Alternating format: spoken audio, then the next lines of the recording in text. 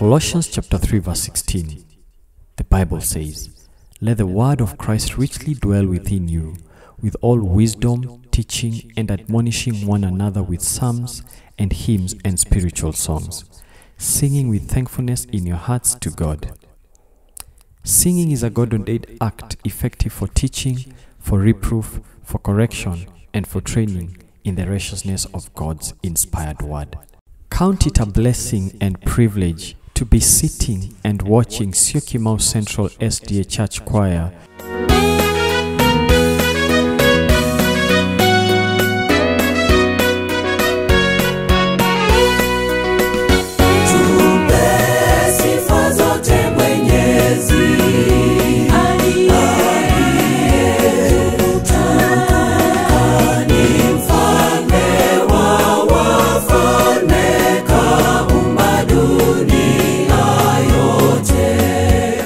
together with Namsifu Elisa from Dar es Salaam, Tanzania.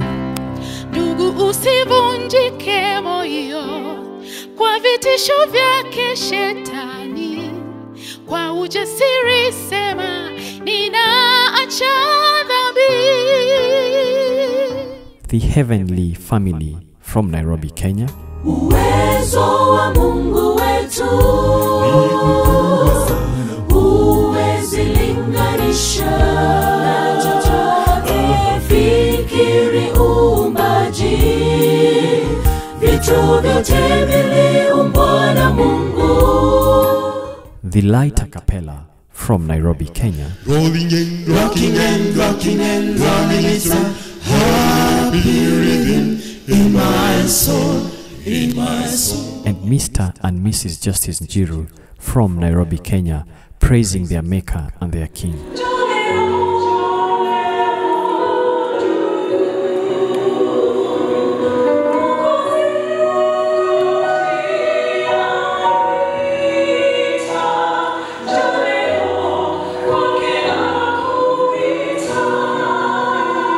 Also, God has given us different gifts and different talents, and many use them to the glory of God. Feel blessed also.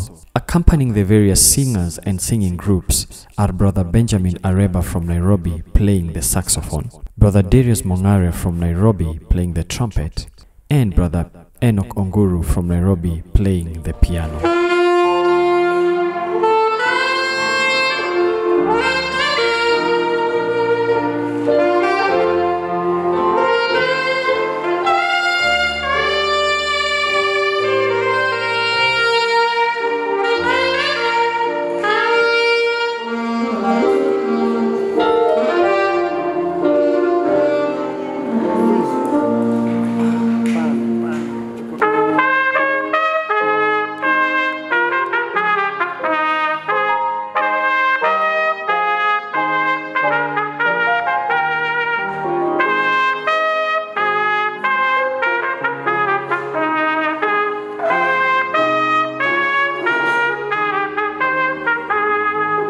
And leading you through the service is Steve Biko from Nairobi.